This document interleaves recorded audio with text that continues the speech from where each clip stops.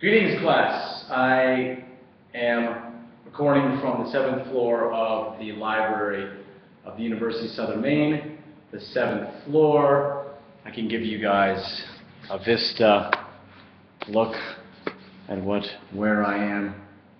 Isn't that exciting? Overlooking the beautiful back cove here in the city of Portland.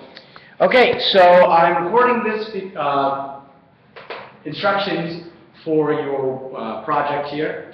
It's going to be something of a, I don't know if I want to call it a debate, although in some ways I'm inspired by the organization of this around the idea of a debate.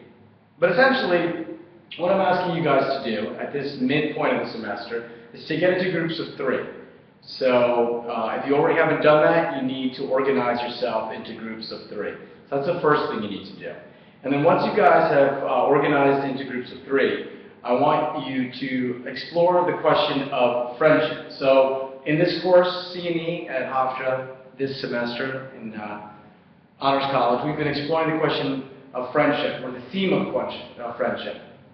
And what is friendship? There are really 2 theses I want you to explore. One is this thesis that was put on the table by Dean Ruby at the beginning of the semester with this Gilgamesh lecture, which was only equals can be friends. And you'll remember we discussed that in light of his lecture on Gilgamesh and through Gilgamesh a bit. So on the one hand, you have this thesis that only equals can be friends.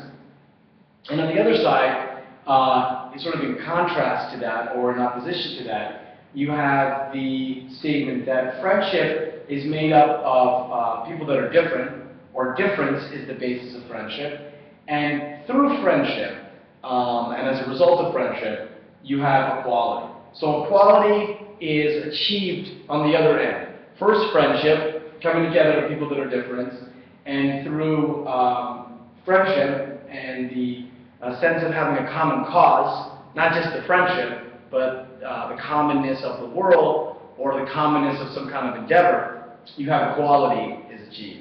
And then from equality, community. So, on the one hand, friendship is possible only by folks that are already equal, or equality is achieved as a result. You get the point.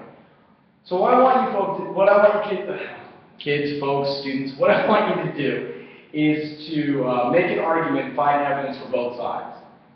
Using Gilgamesh, Homer, Iliad, Song of Songs, Sappho, Heraclitus, Plato, and Aristotle. That's why it's important that you read your Aristotle and you go to the lecture on Thursday, this coming Thursday. So the assignment is this. You have these 2 sides. You need to find evidence in support of both positions. Now that doesn't mean you have to find evidence in support of both positions in each and every one of these texts. So you don't have to say, okay, Gilgamesh, in what sense is it, Enkidu and Gilgamesh equals from the beginning, and then also how do they achieve equality? How does equality come about through the friendship? It doesn't work necessarily like that. You just have to find evidence to support the one side and the other, and I want you to use something from all of these authors, all of this material.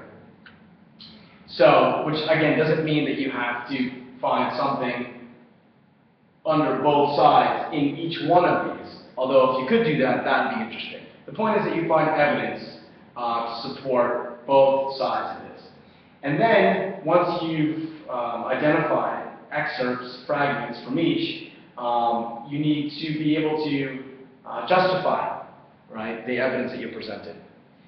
So what's this going to look like, and what are you going to be responsible to submit as a group? The piece that you're submitting is going to have an introduction, where you're sort of going to give a summary of the debate, right? 250 words, 250 to 300 words. So just give a quick summary of the debate. And then in the middle part, you're going to list the evidence. One part will have, the statement only equals can be friends, and then you'll just list bullet points the different sections that you found as your evidence, and then likewise with friendship begins between people that are different, and equality is achieved as a result of that, and then bullet point the different pieces of evidence. And then you're going to make a conclusion, that is to say a resolution. So you're going to take a position, which, given what you've explored, which position do you think is the right one, right? And then you have to be able to explain your conclusion and how you've reached that conclusion.